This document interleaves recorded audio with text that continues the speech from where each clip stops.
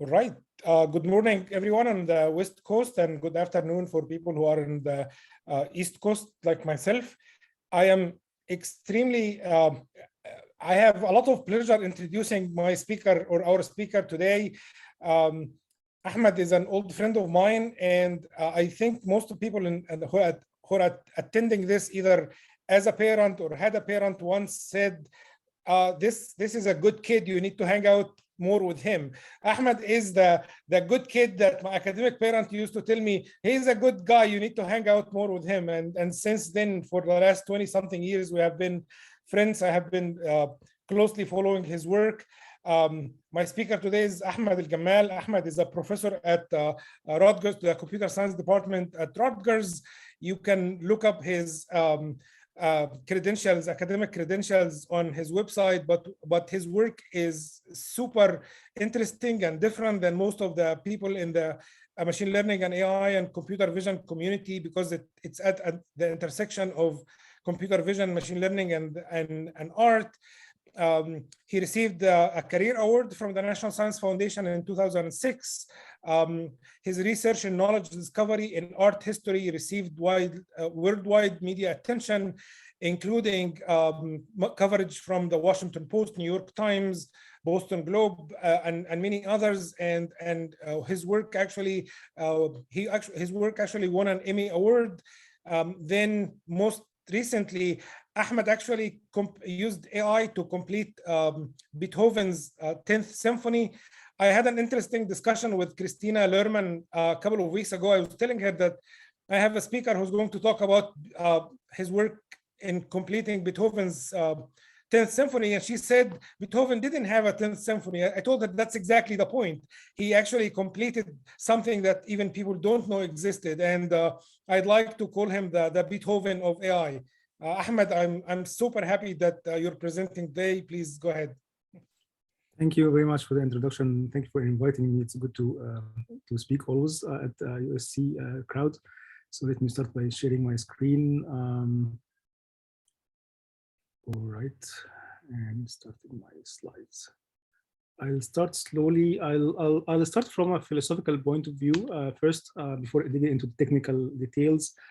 My background is computer vision. I am a computer vision person for a long time, and as we know in computer vision, when we see images like that, we'll be very happy if the machine can tell us there is a woman, there's a man, there are fruits, there are trees. That's what we do in computer vision. But we understand basically that when you look at art like that, artworks like that, it's not just about understanding what are the objects in the image. It's there are layers and layers of representations.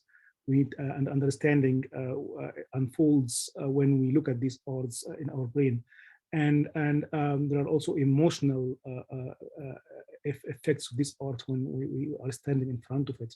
So it's much complicated beyond what AI can do mostly.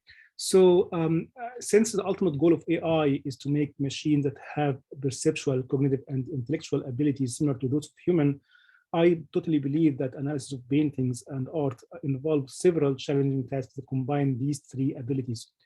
And looking at art is very necessary to really advance AI. In general, I also believe that ability to understand and generate human level creative products such as poetry, stories, jokes, music, paintings are fundamentals to show that AI is actually intelligent. Let me start from a philosophical point of view. Art and AI. Sometimes when I give talks, especially at humanities audience, I ask the question, or people ask me the question: how can you combine art and AI? Art is aesthetic judgment; it's subjective, and science in general is objective, and AI in particular. So how that can even be combined? And I want to start by giving light onto this point here. Western philosophy has placed aesthetic judgment in the realm of subjectivity a long time ago.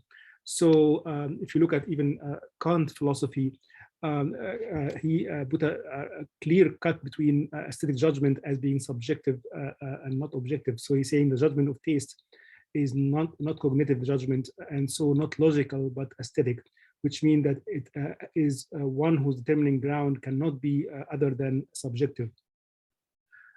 So let me now go to a totally different point of view. And this is a quote from Colin Martindale, who's a psychologist at University of Maine, who was a University of Maine. I'm going to mention some of his work today. So he's saying, as a scientist, I feel if everything is in the universe is governed by laws, then art history must be as well. So totally different viewpoints. And now some also other viewpoint, this time from Eric Kendall, who is Nobel laureate, a Nobel Prize laureate doing some neuroscience work. So he's saying, by examining the perception of art as an interpretation of sensory experience, scientific analysis can, in principle, describe how the brain perceive and respond to a work of art, and give us insight into how this experience transcends our everyday perception of the world around us. And he goes to say, can any aspect of art, which is a creative, subjective experience, be studied objectively? And finally, last quote is a quote from an art historian himself, George Kubler, from his book, The Shape of Time. He's saying art history could prove to contain unexpected potentiality as a predictive science. So this is different viewpoints of how art and AI and how art and science basically interact in general, and how different views about that. And I totally believe in the last quote here that there's a lot of potentiality of dealing with art as a predictive science, and that we're trying to establish. So the goal of this talk is to talk about some of the implication of looking at art through the eyes of the machine. What can that tell us? So I established the Art and AI lab at Rutgers to study these problems about 10 years ago. And over the years, we have been doing many things. For example, we have started working early on how to analyze a painting and use machine learning to tell what style is it, what genre is it. So it's a portrait, and most likely it's Da Vinci. That's basically and that's basically Renaissance style, things like that. And then we went into developing models for understanding and discovering artistic influences, like which artist influenced which artist, and how can we quantify that. And we work on model on quantifying creativity. I'm going to talk about some of that, and model for understanding how art evolved over time. Many things that some of them I'm going to talk about today, and some of these I cannot talk about today, but I might touch upon them. But let me start by telling that basically using AI and computer vision to look at art can be done at two different levels, at two extremely different levels. At the macro level, what happens if you look at art where every art is a point in a big space, what kind of inferences you can do and what kind of things you can do. So I'm going to spend most of the time today talking about this. But I'll start by the other side, which is another very important application, which is what can you do if you look at the art at the micro level, at the stroke level. That's actually very important because it's a very big problem in art, which is the problem of forgeries. There are many art forgeries around, and telling a fake from a real art is a very challenging problem. Here are one of the approaches that we have done a few years ago, where we show that we can tell a Picasso drawing from a fake drawing, or from a Matisse drawing, or other artist drawing from a single stroke at a time. We show that there is a signal in every individual stroke that you can characterize the artist with, and it's very robust against being forged. Here are some examples. Some of these are, one of these is an art by Picasso, and the other is a fake copy. And you can see basically the algorithm will go over the stroke one by one, and at the end label every stroke, whether it's a real or fake, and at the end give us an assessment of that. Some of these examples are much harder. So can you guess here which one is the real and which one is the fake? Let's try to see the expert eye in you. I cannot see obviously what your decision is, but let me just run the code here, and again, as you see, it can be determined at the stroke level which strokes are likely to be Matisse and which strokes are fake. Final example here before I jump in. So another example, you can see that we can tell that. So this is a very important application. I'm not going to talk about this today, but it's an extremely important application. And the use of computer vision in it is is very much required. However, it's very challenging, and not much work is being done here. So now let's move into the macro level, which is what I want to talk about more today. So when you look at an art like that, there is certain language artists and art historian use to describe works like that. Our goal is really to be able to understand art at that same level. So these are basically elements of art, things like we will talk about space, texture, form, shape, color, tone, lines, and then principle of art, movement, unity, harmony, variety, contrast, proportion, pattern, and other things like subject matter, iconography, meaning, historical context. So each of these elements can be quantified and studied using computer vision. So over the years, we have been working on trying to build some visual encoding for each of these elements and try to quantify them in order to be able to analyze the art in the same way human does. And one of the very important things that we looked at, and many people is looking at, is style. So what is a style? And I want to mention this because it's something funny here, how people in computer vision and machine learning look at style and how it's very different from actually what style is. So here's an example of how artists depicted one scene, which is the Last Supper, at different ages. You can see here the Da Vinci Last Supper, the famous one in Milan, one even earlier than that from early Renaissance, and then one from Baroque and other styles till 20th centuries, Dali's one and Star Wars versions and things like that. So you can see how style change, and this is the first thing you can notice. I mean, when you look at, for example, there's a lot of work in computer vision on style transfer and things like that, but obviously all that work that I've seen in style transfer has nothing to do with this, how style evolved here. And usually when people talk about style transfer in computer vision, you talk about transferring color palettes and some texture and things like that, but you can see style changes really are much more dramatic than just simply a color palette and texture map. Basically, when we started working on these problems, it was a very obvious and very naive question when we started with is first, can the machine classify style? Can I give a machine images like that and the machine can tell me what style is this? And it seems to be very straightforward because it's basically a supervised machine learning problem. You can have classes of styles and you can do machine classification, typical supervised learning. So over the year, we start building some different visual encodings, characterizing low-level feature, mid-level features, semantic level feature, which capture different elements of art, and then trying different machine learning approaches to classify styles. And over the year, you can see that we tried different things depending on what this is the art at that time, different features, different classifiers. Obviously, since in the last 5 years, CNNs have been the dominant things. And overall, if you look at how much we are doing, improvement we are doing, roughly this is how much we are doing compared to the random guess. So we start from 4.5 times random guess to about 12 times random guess, which is very good. I mean, so basically the machine can classify styles with the level of accuracy as a student, basically in art history or something like that. So it's very good. All right, so when I show these kind of results earlier to art historian, they tell me, okay, machine can classify style. So what? Why that's even important? Why that's irrelevant? We are in AI will be excited about these kind of results, but they don't understand why that's even important. For them, most art historian would tell you basically, it doesn't matter if you can classify styles. This is not the important question. The important question is really much deeper than that. But we know that. Okay, so basically, what's the important question is basically what that tell us about how style evolved over time and what characterizes these changes and what drive these changes. That's really the important question, because at the end, these style labels are just after the fact kind of labels that art historians use to identify these big movements.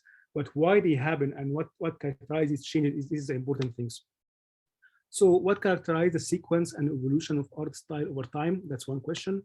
And which factor drive this change in art style over time? Some of these factors are actually social and historical and religious kind of factors that is very hard to capture, but to try to understand the visual form aspect of it.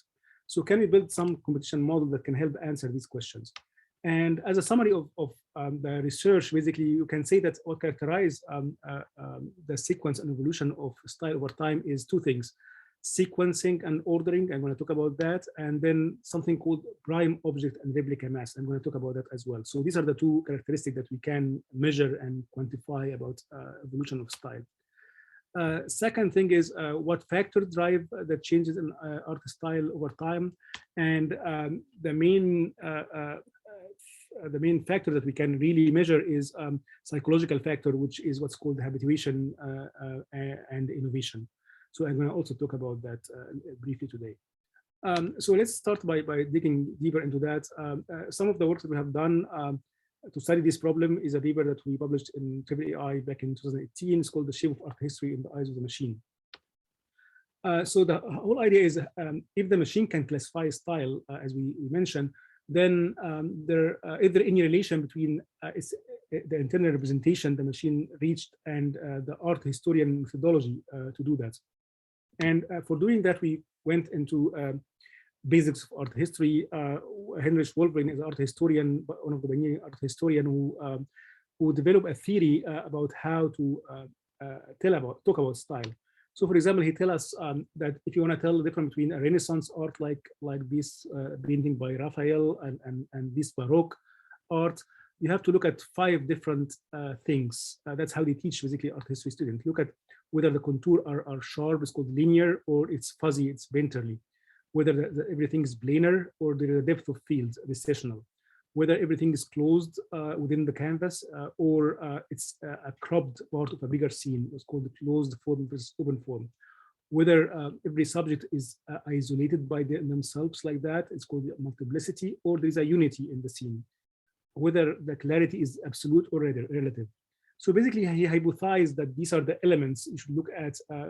This is very similar to what we call dimensions in machine learning, where you look at to classify Renaissance or from Baroque. And he even went into saying that these are the 5 elements that you can use to tell the difference between any art movements. It has to be along these dimensions. So that's basically art history theory, which in science we call it conjecture because we have to prove it. So what we did is over the years we trained different machine learning methods, especially CNN's methods to classify styles. Things from AlexNet to VGGNet to ResNet and others.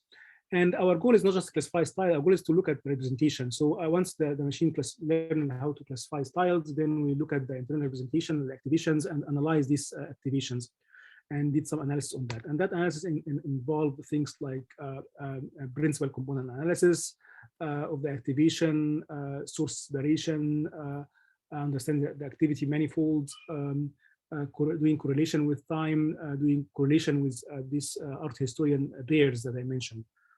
And here are some of the fundamental results we found. The most important result that we found is that if you look at the last 500 years of Western art history, we found that between 6 and 10 factors can explain 95% of the variance of what happened in art history in this activation space. And in particular, there are 2 modes of variation that can capture up to 75% of the variance. So that's very interesting. What are these factors and how can we explain art history based on these 2 modes, basically? So this is a plot here that show these kind of modes where we plot here a subset of images and we color code them based on the time they are made from 1400 all the way to 2000. And we just plot them here based on the activation projected into these first 2 modes of variations. And here's something interesting just to notice. You can notice how things are arranged in a very clustered way. You can see basically the color coding, how it's clustered in that space.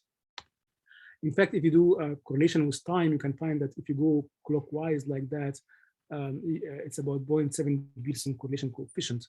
So that's very interesting because if you remember, we never told the machine anything about time.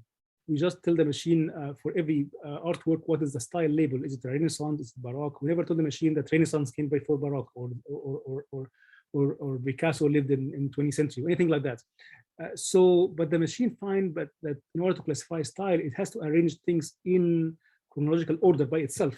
So the machine actually discovered the chronological order of how art evolved over time in a very interesting way. And that's it was very interesting discovery out of that. And when you look at Wolflin literature, he's saying basically, he suggested that a change in style can only happen in a sequential manner. Like he's saying, basically, it's like a rock rolling down a hill, such that one thing has to happen before another can develop in form. So basically, Wolflin really suggested the same thing that we just discovered, that basically art style has to really change in a very smooth way, and these style labels is really something artificial to identify major things happening, but things are moving very smooth. Impressionism cannot happen after Renaissance right away. So things like Baroque has to happen, and academic and realism, and everything has to happen in order until you reach something like Impressionism. So that's a very interesting finding. Then the second important thing is, what are these dimensions? What are these two dimensions that really characterize the majority of the variants? We find that the first dimension always correlate the best with the concept of recitational versus planar, whether the objects are in one plane or the depth of fields. And the second dimension really correlate the best with the concept of linear versus painterly, whether the contours are sharp or fuzzy. So now this give us explanation of what happened in Western art history over the last 500 years in a very interesting one short thing, and I can explain it here. So in Renaissance, everything was basically planar and linear, contours were linear. And then came Baroque, artists started having depth of field, so doing very well in perspective and depth, but the contour becomes fuzzy and painterly. So you can see now after Baroque, the only change in art is happening in terms of form along that dimension, which is artists are becoming more and more fuzzy in their contours, until Impressionism, which is basically the ultimate painterly experience. Everything is fuzzy and cannot see any contours. There is all just brush strokes. And then after Impressionism, something interesting happened, that basically things have to go in that direction. So basically, everything started to become flat again. So artists started flattening the plane, and that led to basically all modern art schools like abstraction and cubism and things like that, where things also become not only planar but also linear again. So you can see 20th century art becoming back to Renaissance, where it's linear and planar. So that's very interesting. And again, this is something that we find in all models that we analyze at the time. So no matter what network you're going to use, you're going to always have these kind of correlations. So it's something about the data fundamentally. And we also studied the activation manifold, how the manifold of activation changes. And that gives us a very interesting idea about how art moved over time. Because as you understand, when you look at the activation manifolds or learning the manifolds, you build the connection between the data points, and that brings the data points that are similar closer together. So you can see here Renaissance and how things moved to Baroque, and how things moved all the way to Neoclassicism in 18th century, and then 19th century realism, and then you can see Impressionism happening here. And you can see after Impressionism, two things happening, two directions. The direction of expressionism that connect back to Renaissance, while there is another direction went into post-impressionism, going into basically abstraction and cubism and things like that. So that's really summarized basically this big movement. And some of the interesting things here, if you look at what happened after impressionism in particular, you can find there is a particular artist, and all these circled points, there's a particular artist of great importance that connect impressionism to what happened in 20th century. And that artist is Cézanne. So you can see here how Cézanne is really forming a connection between impressionism and cubism by Picasso, and abstraction by Kandinsky and others.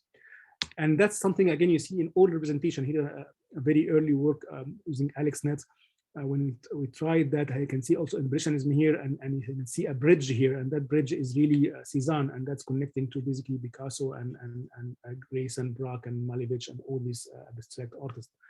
And this is something that you can verify if you look at any art historian sources, or even go to Wikipedia. You can see here Cezanne is said to have formed the bridge between 19th century Impressionism and the 20th century new line of artistic inquiry, which is Cubism.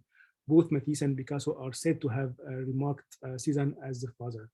The interesting thing here is that this kind of a bridge is not just a metaphor art historian would use.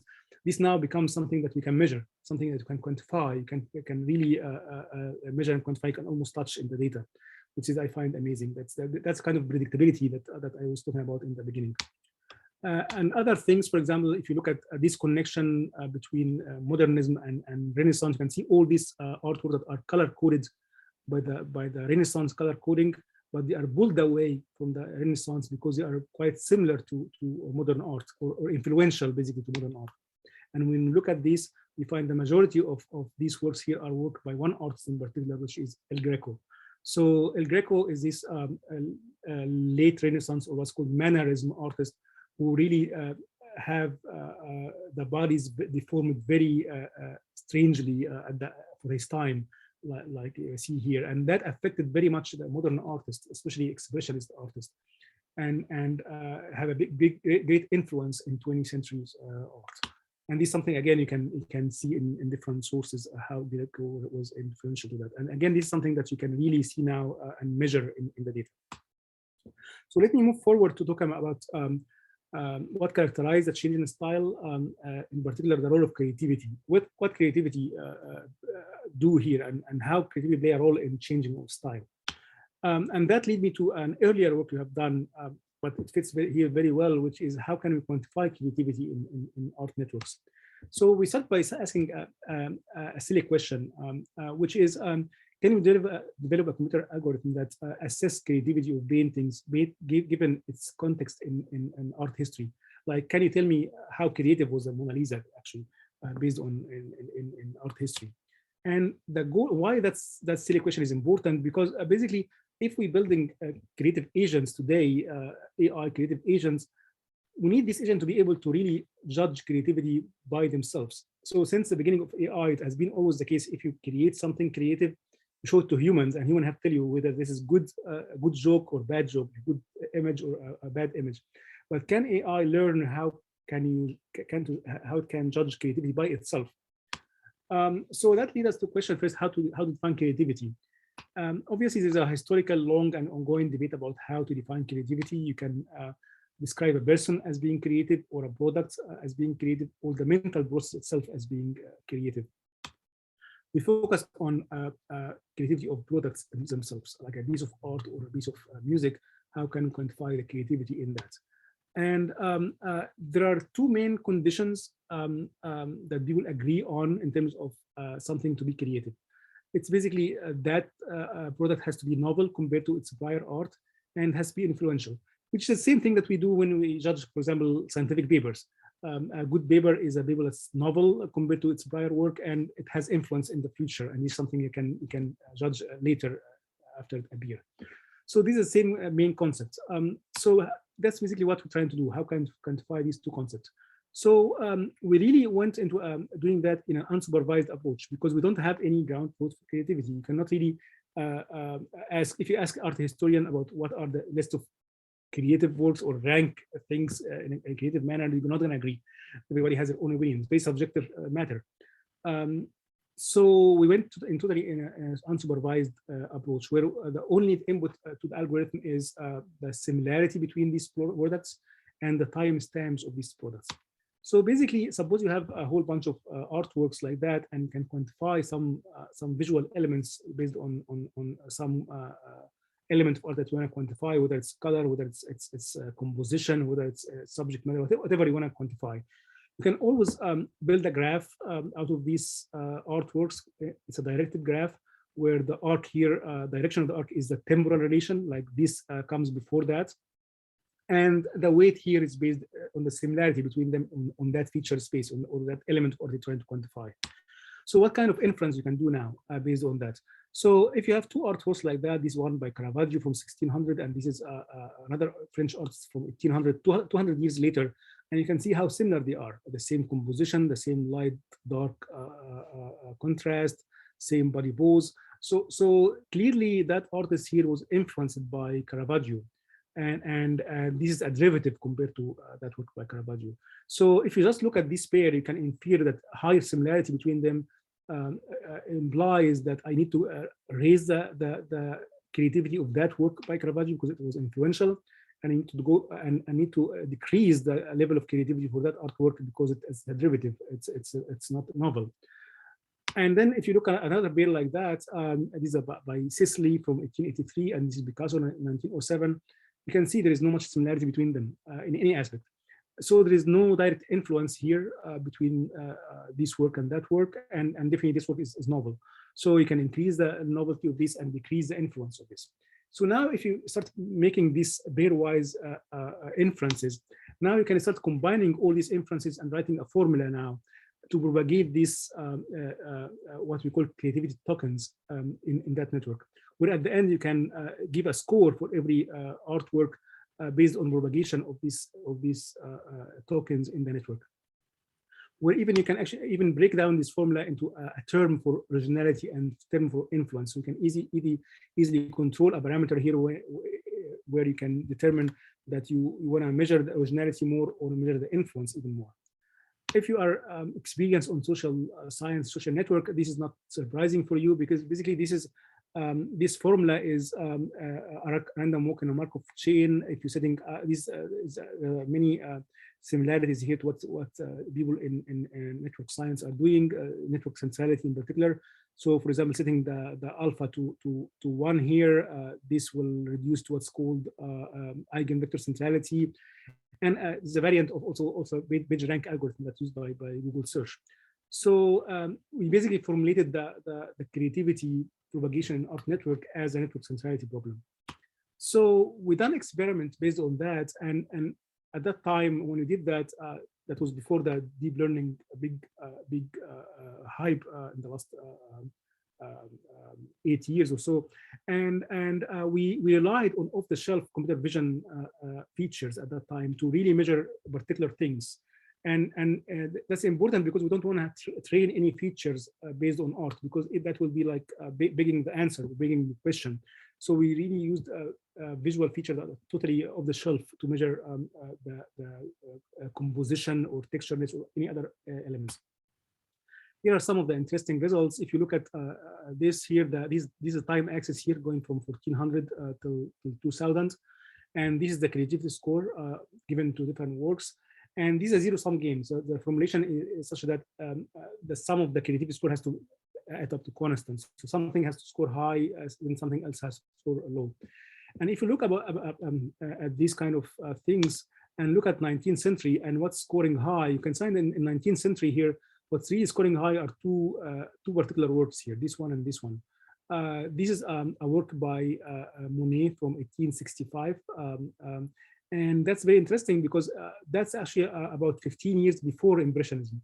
So the machine identified here that this work here is ahead of its time. Basically here, apparently Monet was trying to experiment with these ideas that came later as being called Impressionism.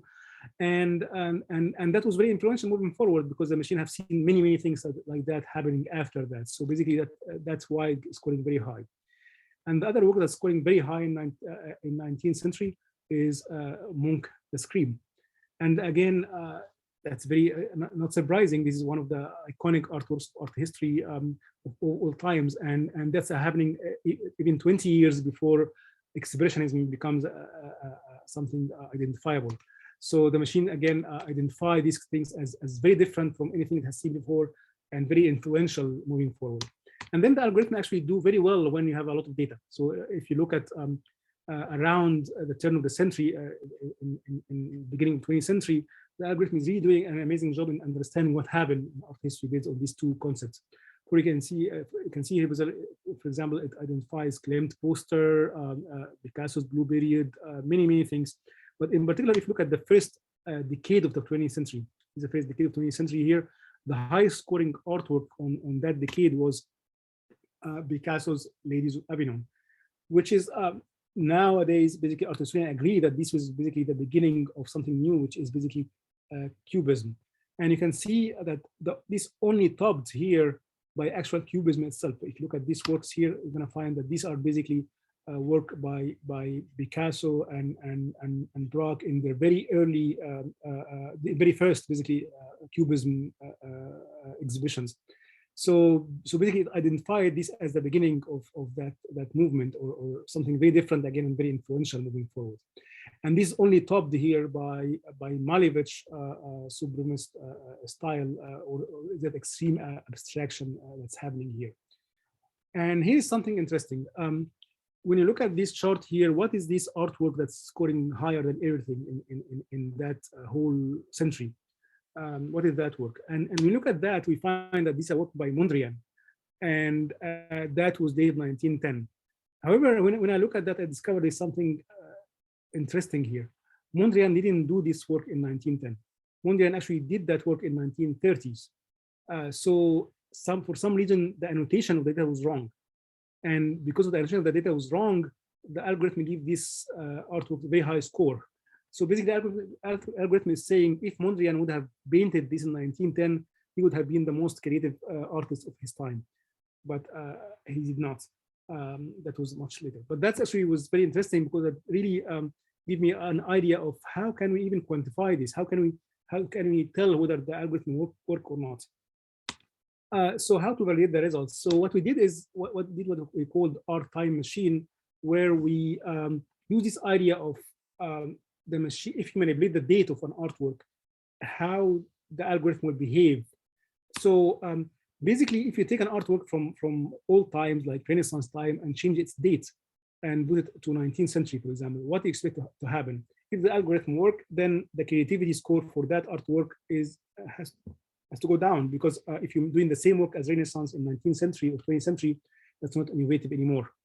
And at the same time, if you take an artwork from modern times and put it back to 1600s, its creativity score has to go up, because it would have been very much ahead of its time and very much influential ahead of its time. This is the idea. So what we did is basically we just start taking small samples of data and perturb its dates and measure how much change in creativity happened, whether you move them backward to 1600 for modern art, or you move them forward to 1900 for Renaissance and Baroque, or just as a baseline, you wander things around 1600. So we found that if you move things forward from 1600, you can always have a decrease in creativity in between Renaissance and Baroque, 10% decrease. If you move things backwards, you can see an increase in creativity. However, the interesting thing is that increase varies also based on what art movement you are moving back. For example, if you move back things like expressionism, you have a 16% decrease. If you have moved cubism, 13%, symbolism or impressionism or post-impressionism, all these are big numbers. Compare that to something like neoclassicism, only 5%. Why? Because neoclassicism is basically reinvention of Renaissance in late 18th century and early 19th century. So there's not much different than Renaissance. So basically, that's why it's not really gaining much by going back. With the same thing for Romanticism, which is very much related to Gothic style. So that tells us basically that the algorithm is making sense. But now let's relate that together to what characterizes style change. Why that's important. So when I showed these results to my collaborator in art history, they pointed me to George Kubler's book in Shape of Our Time. And basically, George Kubler has a theory about what characterizes style change. He basically defined what's called prime objects, which are the iconic artworks that are so influential and so different in their time that really start a new movement. Like Picasso's Ladies of Avignon, for example, starting the Cubism, or others. So these are iconic artworks that really are very different from what happened before, and people start taking notice of that work and start copying it. So the other concept is replica mass. The fact that that's very influential, and other artists start to make variations on that idea, and that replica mass is what creates a new art movement. So this concept of prime object and replica mass is very fundamental to understand what happened in art history. And what we find out basically that algorithm that I just mentioned to quantify creativity based on novelty and influence is really an algorithm to really identify this prime object and this replica mass, basically because you identify the novel object and the influential objects. So in a sense, basically what I just described here is an algorithm to identify what are these prime objects in art history that has been so different and so influential in moving forward. So now let me move to talk about art generation before I talk about music, how to use AI in making art, which is very popular these days. I mean, everybody now is trying DALL-E 2 and making interesting images with that. And so I want to mention basically that the use of AI in making art is not new. It's as old as AI itself. Here are some of the pioneers. Harold Cohen in the 80s has a machine that helped him doing artworks, and he was coding most of that using some rule-based AI. Some artists like Lillian Schwartz, New York-based computer graphic artist, had experimented with AI in early days also. But in the last 5 years or so, we have seen a lot of interest in using AI in making art. We have seen things like Google Deep Dream or style transfer, plenty of algorithms of style transfer, and others, GANs and others, and including our work that we're going to talk about today. So the main really breakthrough, I guess, is GANs. Obviously, everybody in the audience, I assume, knows how what GANs are and how they work. I don't need to go through that. So GANs were very fundamental in really spiking this interest, new interest in using AI in art. However, the question is, if we give GAN images of art, would that be art? So definitely, if you give it images of art, it can start generating something that looks like art. For example, here we give it typical images of art. It tries to create some portraits. It tries to create something like landscapes or battlefields, things like that. Is that art? In fact, back in 2017, some paper came around who basically give GANs things like flowers and portraits and try to create art using GANs. However, that's not art. That's emulation of art. If you give GANs images of art, what best it can do, it's what it's designed to do, it's sample from the same distribution. That's what GANs is trying to do. Even if sample new novel data points from the same distribution, is still within the same distribution. So that's not art, because art fundamentally is about pushing the boundary. So how can we move from just being generative in GANs to be creative, which basically what we try to do. And the question we ask is, if we teach the machine about art and art styles and force it to generate novel images that do not follow existing styles, what would generate? And would that be aesthetically appealing to human, and would that be considered art? That work is called Creative Adversarial Network, a work that was published back in 2017. We call it CAN, in contrast to GAN. And the theory here is come from a theory from psychology that we're studying for a long time, where basically the theory here say that basically the main reason that art evolve over time, that what drive evolution of art over time, is the push against habituation, which means that if artists keep doing the same thing again and again and again, you get bored of it. I mean, I'm sure everybody, if you have an artwork in the room right now and you don't even notice anymore because you got habituated to it, it doesn't excite you anymore. So because of that habituation, artist has to push and innovate always to make something interesting. However, this increase in stimulus that artists trying to push against habituation has to happen with what's called least effort. Because basically, if you push too much, you're going to create something that most people will not like that work of Picasso when it was very first done, people didn't like. So artists has to push against habituation in a with least effort to compensate and push the envelope while don't go into the negative part of that curve here.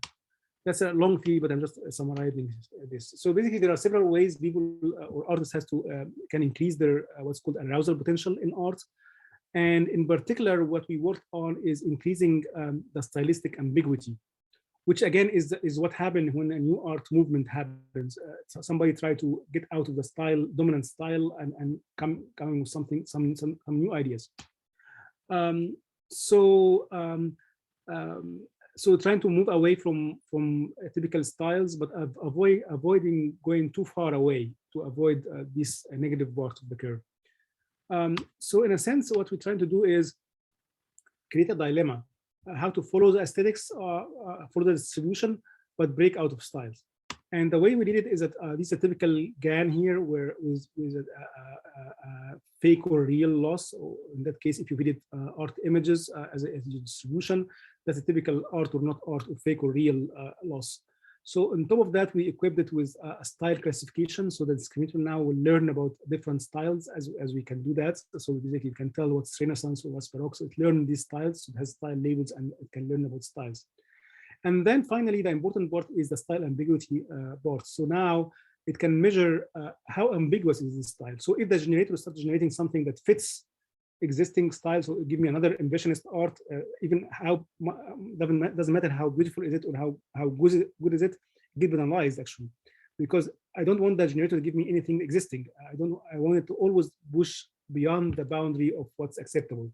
So you can see the dilemma here, because these terms kind of contradict each other. I want to be in the distribution, but I don't want to create anything that identifiable as a style. So if we remove the style ambiguity, that's where basically you start getting this emulation of art, which is, in my opinion, it's a failed emulation of art, not even good emulation of art. If you just add the style ambiguity, you get very interesting works. You can see very interesting composition, very interesting color choices, things that are very diverse in nature, so that it's clearly the network is trying everywhere to find some very interesting things. It's some of our favorite choices of what the network have done. And what we have done is basically we showed these artworks to human subjects and mixed them up with art by abstract expressionism masters and art from Art Basel 2016, which is a flagship contemporary art fair.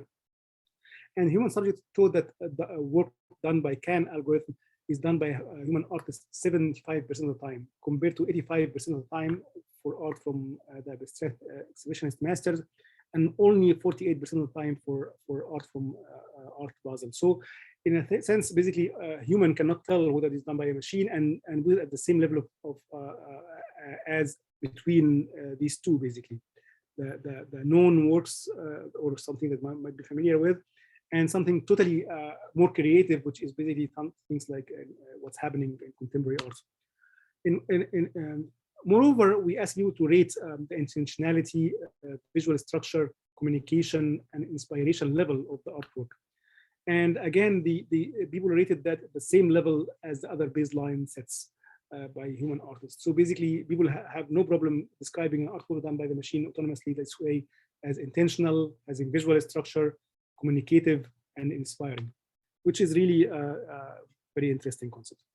So now, just one note about that. Why does it work? Why does style ambiguity work? Because somebody might argue that if this is the whole art distribution and these are the art movements, if my formula is to try to find something in the distribution that doesn't fit existing styles, there's a plenty of room here of things I can do between let's say Baroque and Renaissance or Renaissance and realism. Why I cannot pick up anything in between here, and why wouldn't that be innovative? It should not, if it really pick up something between Renaissance and Baroque. And the other question is why can images tend to be abstract, not much figurative? Our data set have all kind of images, figurative and landscapes and portraits, and why choose more to become abstract? Why? And my answer is exactly coming back to this figure here. If you look at this figure and look at how art movements are smoothly transition, you can see that there is no space between art movement. Everything happened in history in a tight manner that there is no space for the network to pick up something between Renaissance and Baroque, or between Baroque and Impressionism to innovate. If it has to innovate, it has to really push the boundary. So it really has to really figure out what are the space where I can have some freedom to come with something that follow the aesthetic rules, but doesn't follow the styles. And that's why it's really become more abstract, because it's apparently there are much more room in the abstract space to create something novel, aesthetically appealing, and can deceive the discriminator in thinking it's art, but at the same time still have the style ambiguity that's looking for. So finally, I would like to spend the last 5 minutes or so talking about music, our project in completing Beethoven's 10th Symphony. Beethoven did 9 symphonies that are famous, and he did also leave some sketches to a 10th symphony. You can see here one of his sketches, and it say Scherzo zum 10th Symphony. 10th Symphony. So basically, these kind of sketches that he left. So these kind of sketches is really very rough, as you see here. So it's very even hard to read the notes here. But that's it. For example, it's all at the level of these musical ideas. So basically, these are some of the sketches, very rough ideas, and not more than that. So it's kind of a couple of lines, like 5 lines of a beginning of a movement, and that's it. So now we have to really extrapolate and understand how Beethoven would take an idea and build a whole movement about it. The same way that basically Beethoven would take the first notes in the famous Fifth Symphony, just 4 notes like that, and he would evolve these notes. If you listen to the first movement of the Fifth Symphony, you can see that the whole movement go around these 4 notes, and he elaborate on them, he develop on them, and evolve on them. So the main task here was basically, can we learn from Beethoven music in general, how he take a basic idea and develop it into a bigger piece of music. That's one of the main tasks here. Just to give you an idea, this is the beginning of the 3rd movement, and I'm going to play that music for you here.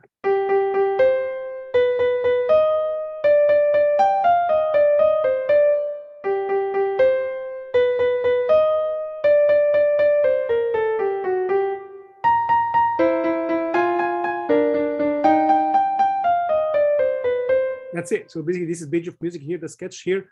That's it. That's the beginning of the movement, and he didn't leave us more than that for the beginning. Now we have to take this and start completing. Beside the other pieces that fits other places in that symphony, all of them is like that, just basic ideas. So that work was done with a team from using a big team of musicians, composers, musicologists, music historian, from many places around the world. It's a very amazing team to work with. And the AI model that we use has many components, actually. So we have what's called continuation model, a model that can take a theme or a beginning of a sketch and learn how to evolve it in a more complete sentences, musical compositions.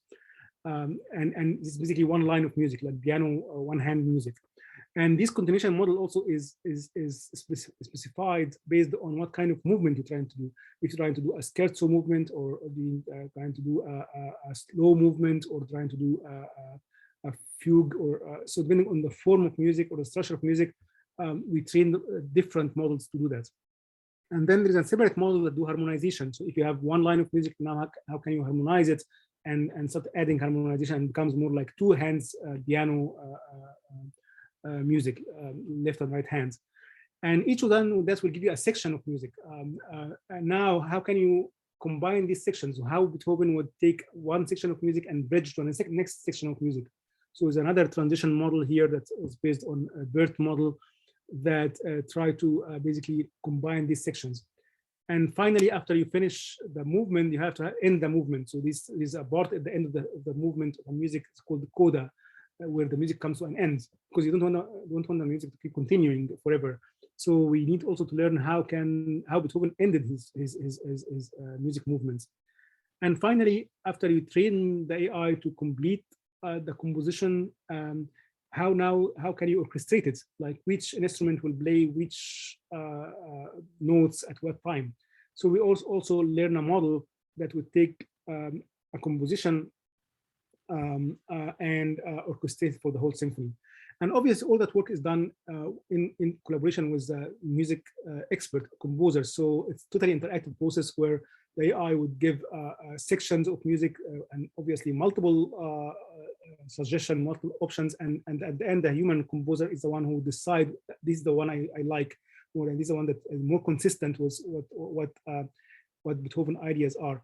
And then go back to the AI and now ask the AI to bridge this section with that section, or so it's totally interactive process. You cannot claim that this is something that we push a button and have a symphony. It doesn't work like that.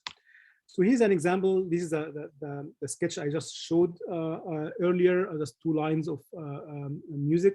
And now this completion in piano form here, you can see it now continue being that line after line after line of music. So now we can have much longer sequences of music. And on top of that, once this is finalized, now this is orchestration. So now we can see now it's the strings, the flute, all the instrument, the wind instrument. So that composition now is composed into a full orchestration. So the final outcome was performed live in Bonn in October last year by the Beethoven Symphony Orchestra in his birthplace, Bonn, and that was in celebration of Beethoven 250th birth anniversary. It was delayed for more than a year because of the COVID. Obviously, it was supposed to happen in 2020. These just images from the event, and let me just now play a piece. You listened to the sketch earlier, and now see how that was completed to a final work.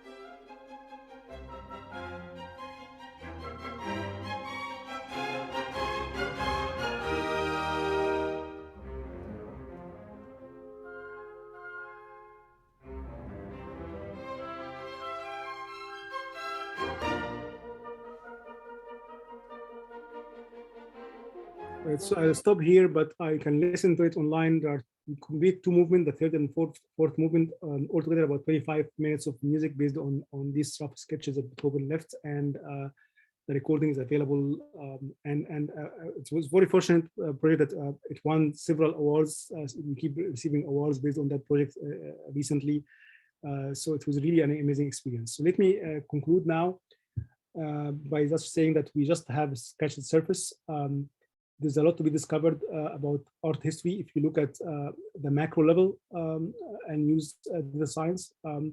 And I want to also mention that creative AI will change the way we understand art, and it will change the way of how art is being made, and it's happening today. And this is basically my conclusions.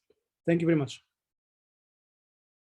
Ahmed, thank you so much. This has been a really fascinating talk and very inspiring. I know we're out of time, but does anybody from the audience have any questions? Otherwise, I have a question for Ahmed. Please unmute yourself if you have a question and just jump in. Okay, Ahmed, I have a personal question, personal / science question. What was your own personal favorite artist and art movement before you started doing this work? And then when you did the work, what are the insights you gained about that particular artist or art movement?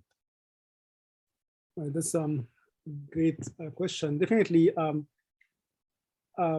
my knowledge of art and art history have increased a lot in the last 10 years. I always have been passionate about art. That's why I said this all together and have some knowledge about art and art history. But my knowledge and my exposure to art have increased a lot, and definitely I became to experience and appreciate artists that I didn't before at all.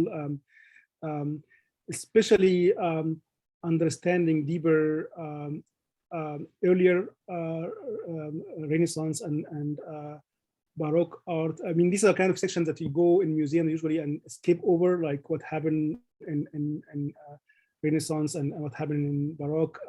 You kind of, most people go to museums and go to see Van Gogh and Monet and these kind of Impressionism art and ignore the other sections. But now I become really deeper into understanding really why what happened in Baroque and what happened in Renaissance happened, and appreciating every artist in that time and understanding it deeper. And now I spend most of the time in looking at art, and that's it's all about knowledge and exposure, and AI really helped me get deeper into that, definitely.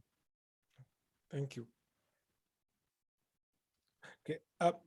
Quite frankly, your work has been inspiring me for years now to do similar work on poetry, because I'm a poetry fan, but I have to admit that I always have data problems. Can you tell us, how did you go about data, raw data, annotations, etc.? How did you handle that? Yeah, this is one of the biggest problems in this domain, that data is not that available easily. It's becoming more and more, for art in particular, it's becoming more and more available online. You can find some resources, but it's always hard to annotate them. So we have a whole line of work on how can we learn some of the visual concept without annotation. So we have a recent paper in AAAI this year called proxy learning, where basically we used the available labels, which is really style labels, to learn about what makes style. How can we, all these elements of art, can you look at this art and quantify the element of art without any annotation? And that's through language models.